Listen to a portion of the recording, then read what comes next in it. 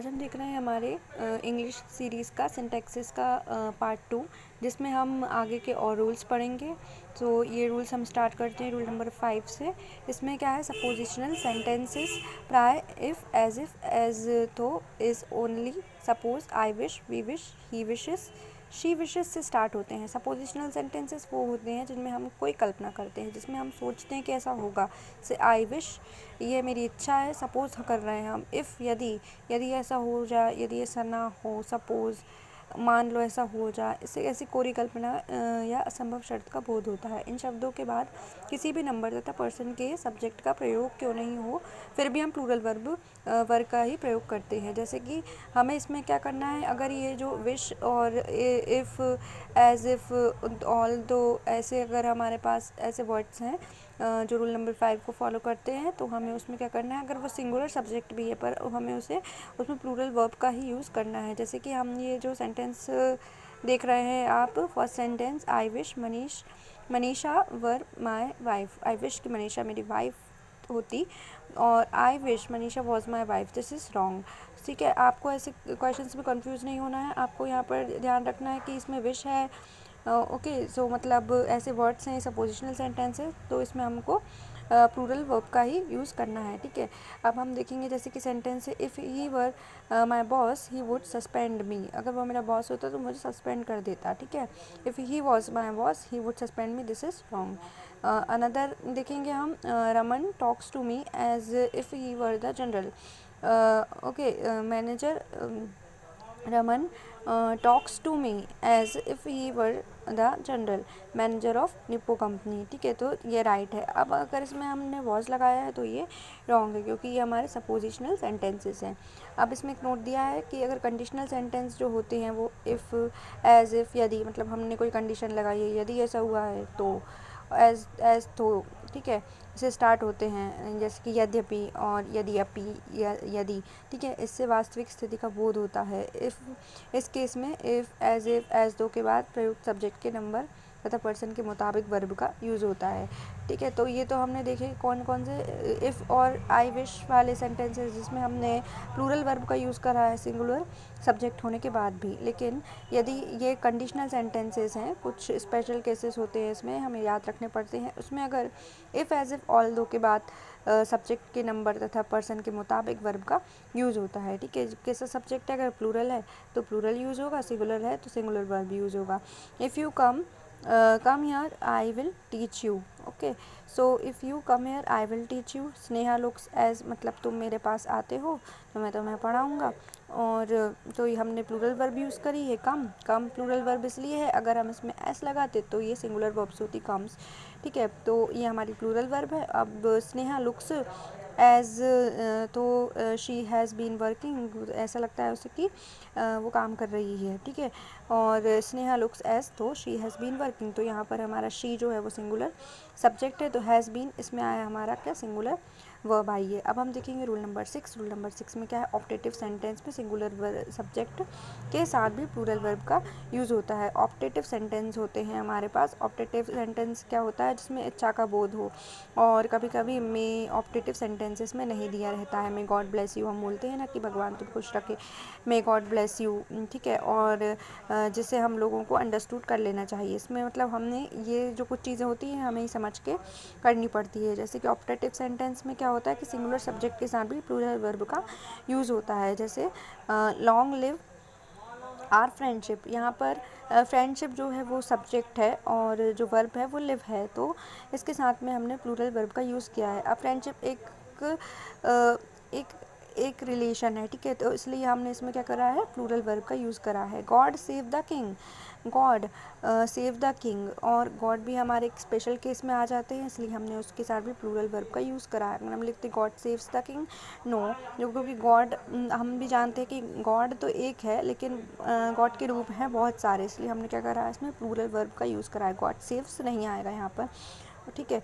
अब इसमें हम देखेंगे रूल नंबर 7, यदि टू सिंगुलर नाउन एंड से जुड़कर सेंटेंस के सब्जेक्ट के रूप में प्रयुक्त हों तो इसके साथ प्लूरल वर्ब का यूज़ होता है, ठीक है। अगर हमने दो सिंगुलर नाउन्स है जैसे कि राम श्याम हो गया, सीता गीता, रवि कवि, तो ये दो लोग हैं, तो ये क्या हो गया, ये हमारे प्लूरल बन चुके हैं, इसलिए हम इनको प्लूरल नाउन ही यूज़ करना होगा। हैव जो है हमारा वो प्लूरल नाउन ही होगा और प्लूरल वर्ब होगा, और हैज़ हमारा सिंगुलर वर्ब है, इसलिए हमने यूज़ करा है रवि एंड कवि have done well in examination, उन्होंने एग्ज़ाम में अच्छा परफॉर्म किया है, अच्छा किया, ठीक है। और हम लिखेंगे अगर रवि एंड कवि has done well in examination, तो ये हमारा रॉन्ग सेंटेंस होगा क्योंकि हम यहाँ पर सिंगुलर वर्ब यूज़ कर रहे हैं प्लूरल सब्जेक्ट के साथ।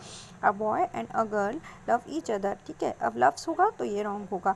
अब हम देखेंगे इसका रूल नंबर 8। रूल नंबर 8 क्या कहता है, पेयर वर्ड्स युग्म शब्दों जैसे कि bread and butter, rice and curry, hammer and sickle, slow and steady, truth and honesty, horse and carriage, crown and glory, rise and fall, coming and going, screaming and shouting, age and experience, eggs and bacon, और ham and eggs, long and short, sum and substance, bag and baggage etcetera का use sentence के subject के रूप में होने पर इससे एक ही वस्तु या भाव का बोध होता है। जैसे कि हमारे होते हैं ना दाल चावल साथ में, लेकिन वो एक ही चीज़ है क्योंकि ये क्या है, कॉम्बिनेशन, ब्रेड एंड बटर, ये एक कॉम्बिनेशन है, इसलिए हमें इनको अलग से नहीं रखना है। Rice and curry, hammer and sickle, ठीक है, ये हमारे जो कॉम्बिनेशंस हैं वो हमारे एक ही होते हैं, इसलिए हम उनको सिंगुलर वर्ब ही काउंट करेंगे और उसके साथ में सिंगुलर सब्जेक्ट ही काउंट करेंगे और उसके साथ हमेशा हम सिंगुलर वर्ब का ही यूज़ करेंगे, ठीक है। अब जैसे कि bread and butter is my favourite breakfast, अगर हम लिखते आर माय फेवरेट ब्रेकफास्ट तो ये रॉन्ग होता है। राइस एंड करी इज़ अ पॉपुलर डिश, ये राइट है, राइस एंड करी आर अ पॉपुलर डिश, ये रॉन्ग होगा। अब यदि दो सिंगुलर अनकाउंटेबल नाउन एंड से जुड़कर सेंटेंस के सब्जेक्ट के रूप में प्रयुक्त हों तथा इससे क्लास का बोध हो, इसके साथ प्लूरल वर्ब का प्रयोग होता है, जैसे time and tide, wait for no man. तो यहाँ हमारा जो टाइम एंड टाइड है वो क्या है, अनकाउंटेबल नाउन है।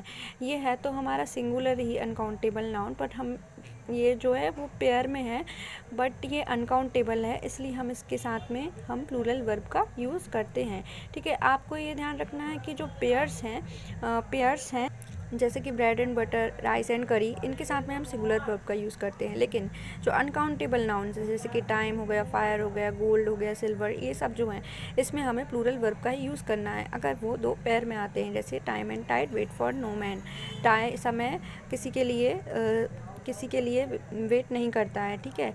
अब fire and water do not agree, gold and silver are precious metal, अगर हम इस लिखेंगे तो ये रॉन्ग होगा, ठीक है। तो हमें ये याद रखना है कि ये पेयर वाले नाउन हैं या फिर ये अनकाउंटेबल नाउन है, ठीक है। अब उपरोक्त एग्जाम्पल 2 प्रचलन के आधार पर गलत है, लेकिन ओल्ड इंग्लिश में इसे करेक्ट माना जाता है। जो हमारा जो एग्जाम्पल 2 है वो है रॉन्ग है, लेकिन हम इसे मानेंगे राइट, और मतलब ओल्ड इंग्लिश में राइट है। हम पाठकों को अंग्रेज़ी भाषा में टाइम एंड टाइड के साथ प्लूरल वर्ब का प्रयोग करना चाहिए, जो बेहतर है, ठीक है। टाइम एंड टाइड के साथ हमें प्लूरल वर्ब का यूज़ करना है। अब पेयर वर्ड्स के रूप में प्रयुक्त होने वाले family relation expressions words and से जुड़कर सेंटेंस के सब्जेक्ट के रूप में प्रयुक्त हों तथा इसके पहले पॉजेसिव एडजेक्टिव का प्रयोग हो तो इसे प्लूरल माना जाता है तथा इसके साथ प्लूरल वर्ब का प्रयोग होता है। तो अब हम क्या देख रहे हैं कि जो फैमिली रिलेशंस के वर्ड होंगे तो वो क्या होंगे, एक पॉजेसिव एडजेक्टिव बन जाएगा एंड से जोड़ने के बाद, जैसे कि हमारा मदर एंड फादर होता है, अंकल एंड आंटी होता है, ब्रदर एंड सिस्टर होता है, तो ये हमारे इसमें हम हमेशा क्या करेंगे, प्लूरल वर्ब का यूज़ करेंगे, आर लगाएंगे, इस नहीं लगाएंगे, ठीक है। जो प्लूरल वर्ब होती है आप उन्हें अच्छे से याद कर लीजिए। मैं आपको एक वर्ब्स की एक वीडियो बना दूँगी सेपरेट, जिसमें आपको पूरे वर्ब्स मिल जाएंगे कि कौन सा वर्ब प्लूरल है, कौन सा वर्ब सिंगुलर है, ठीक है। तो आपको ये अच्छे से समझ में आ जाएगा। और मैं एक वीडियो बना दूँगी जिसमें मैं कम से कम आपको 100 वर्ब्स एंड उनके डिफरेंट फॉर्म्स प्रोवाइड कर दूँगी और आप उन्हें अच्छे से देख लीजिएगा ताकि आपको कोई भी दिक्कत ना आए कोई भी सेंटेंस पहचानने में। My mother and father are proud of me, अगर हम लिखें my mother and father is proud of me तो ये रॉन्ग होगा क्योंकि ये हमारा एक प्लूरल वर्ब है, एक पॉजिटिव एडजेक्टिव है, ठीक है। और ये हमारे क्या बता रहा है, रिलेशंस को बता रहा है, फैमिली रिलेशंस को। अब जो एग्जाम्पल 1 है उसमें माय मदर एंड फादर का तात्पर्य my mother and my father है, जो दो व्यक्तियों हूँ, मतलब हम अलग अलग यूज़ कर रहे हैं। ये ऐसे तो है कि मेरे मम्मी पापा, मेरे मम्मी एंड मेरे पापा, ठीक है।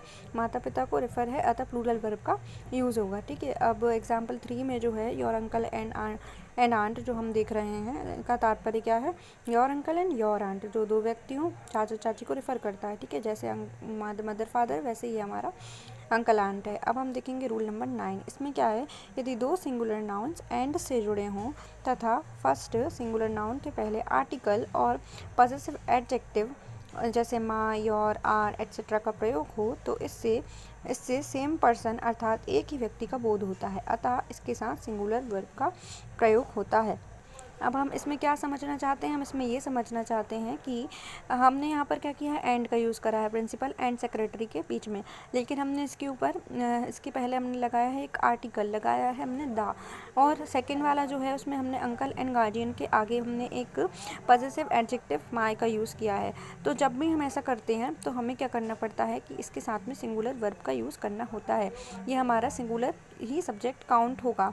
अगर हमने उसके आगे मतलब एंड से दो सब्जेक्ट्स जुड़े हैं, लेकिन उसके आगे हमने क्या लगा है, एक आर्टिकल या फिर एक पॉसेसिव एडजेक्टिव का यूज़ करा है, तो हमें ये सिंगुलर वर्ब ही रहेगा, ठीक है। तो ये कुछ रूल होते हैं जो हमें ध्यान में रखने होते हैं। अगर आप इसके एक्सरसाइजेस करेंगे तो आपको ये अच्छे से समझ में आ जाएगा कि ये कैसे होते हैं, और आपके बहुत सारे आंसर्स यूँ ही सही हो जाएंगे, ठीक है। बस आपको ज़रूरत है कि आप अच्छे से लगन से मेहनत करें और इस पर ध्यान दें कि ये कैसे हैं। बाकी ये सब बहुत ईजी होते हैं, ये हमें खुद ही समझ में आ जाते हैं और हम इनको खुद ही सही कर लेते हैं, ठीक है। तो the principal and secretary was there, ठीक है, मतलब सेक्रेटरी और प्रिंसिपल वहाँ पर थे, तो हमने यहाँ पर एक आर्टिकल का यूज़ करा, इसलिए हमने क्या करा है, सिंगुलर वर्ब यूज़ करा है। The principal and the secretary were there, यहाँ पर वर्ब यूज़ नहीं होगा, ठीक है। My uncle and guardian has come to see me, मुझे देखने आए, और my uncle and guardian have come to see me, ये रॉन्ग होगा क्योंकि ये हमने प्लूरल वर्ब का यूज़ करा है, ठीक है। ऐसे ही आप नेक्स्ट सेंटेंस देख लीजिए, a poet and philosopher has come, ये राइट है। A poet and philosopher have come, ये हमारा रॉन्ग सेंटेंस होगा, ओके। सो अब हम इसके आगे का पार्ट 3 में देखेंगे। यहाँ तक आई होप कि आपको अच्छे से समझ में आ गया होगा। प्लीज़ कमेंट करके बताइए अगर आपको जहाँ भी दिक्कत हो रही है, तो मैं आपको और अच्छे से समझाने की कोशिश करूँगी। Thank you so much for watching and please like, share and subscribe this channel.